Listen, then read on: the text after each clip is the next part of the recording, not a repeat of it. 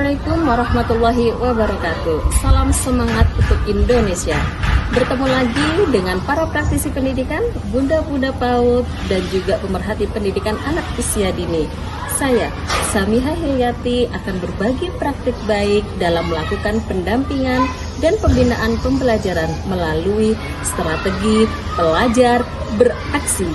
TK di Jawa Nerejo Surabaya berupaya melakukan transformasi dalam layanan pendidikan anak usia dini dengan mengikuti program sekolah penggerak yang bertujuan untuk mengembangkan hasil belajar secara holistik guna mewujudkan profil pelajar Pancasila.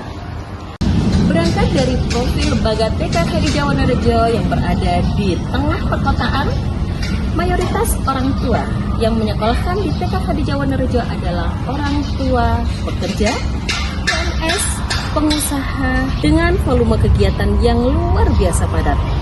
Hal ini menunjukkan tantangan yang harus kita hadapi. Beberapa kendala lain yang kami temukan diantaranya ada faktor eksternal dan juga internal.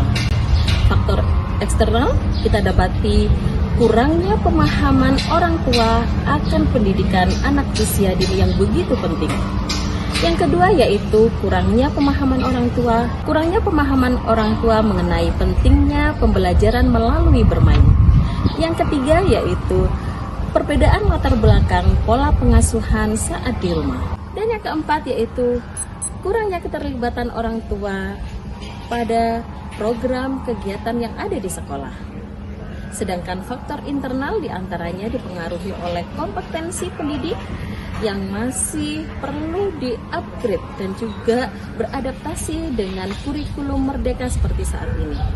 Yang kedua yaitu keterampilan dalam memahami kebutuhan individu anak. Dan yang ketiga yaitu keterampilan dalam pengelolaan kelas yang dihadapi oleh guru-guru kami. Dari latar belakang kondisi lapangan menjadi tantangan tersendiri bagi saya sebagai kepala sekolah dalam melakukan pendampingan dan pembinaan pembelajaran agar mampu merubah paradigma orang tua dan guru serta dapat menjawab tantangan dalam mewujudkan pendidikan anak usia dini yang berkualitas dengan fokus pada pengembangan potensi anak secara maksimal serta menjalin kemitraan bersama orang tua.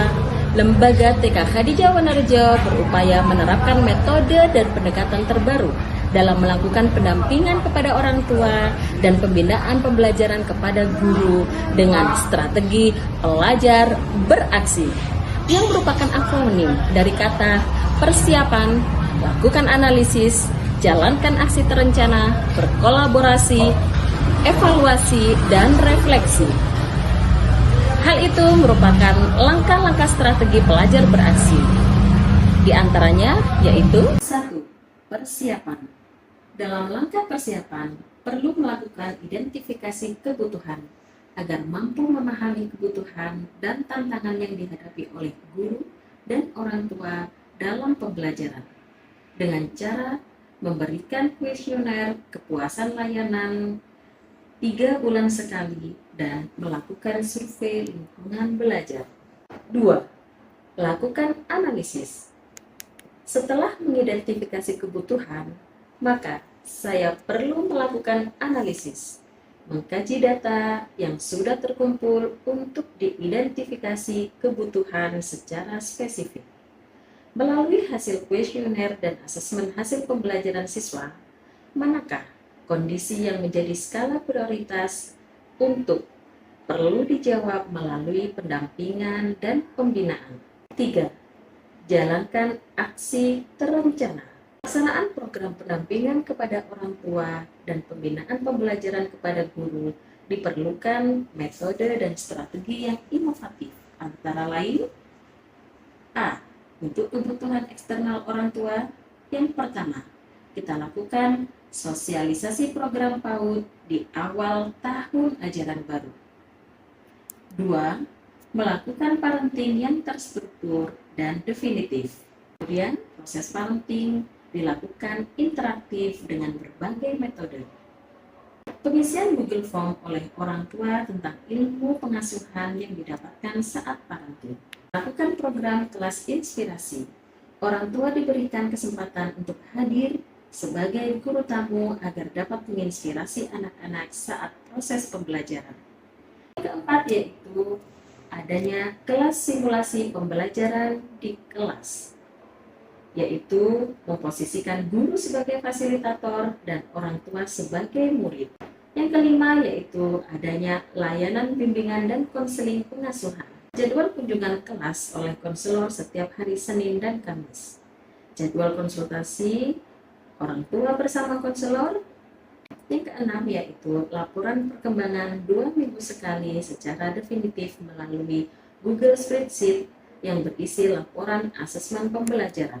Yang ketujuh, share kalender kegiatan bulanan, modul ajar, dan materi pembelajaran serta video pembelajaran sebagai pendukung saat berkegiatan di rumah. Untuk faktor internal guru dengan langkah yang pertama, peningkatan kompetensi melalui pemanfaatan kombel internal. Yang kedua yaitu kegiatan IHT sebagai penguatan program sekolah penggerak. 3. Pendampingan personal guru dengan teknik coaching. Yang keempat yaitu melakukan pendampingan pada guru dalam menyusun perencanaan, melakukan pemantauan langsung terhadap pelaksanaan pembelajaran, dan pembinaan dalam penyusunan asesmen yang bermakna. 5. Memantau laporan asesmen perkembangan anak melalui Google Spreadsheet yang ada di drive penilaian. 6. Membangun komunikasi efektif guru dengan 5 kontinum bahasa dalam mengelola kelas saat pembelajaran agar guru dapat lebih terampil dalam menggunakan pertanyaan dan pernyataan pemantik. Yang kedelapan yaitu monitoring dan pendampingan aktif, memberikan dukungan dan bimbingan selama. Langkah keempat dari strategi pelajar beraksi yaitu berkolaborasi.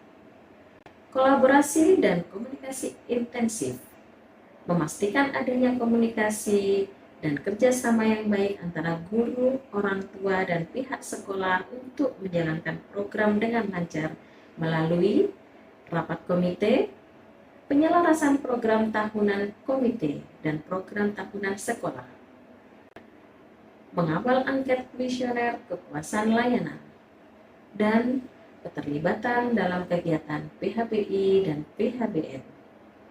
Yang kelima yaitu evaluasi. 2 langkah yang kita lakukan dalam evaluasi diantaranya pengumpulan data hasil kegiatan, diskusi kelompok berfokus untuk mendapatkan gambaran menyeluruh tentang pengalaman yang dilakukan.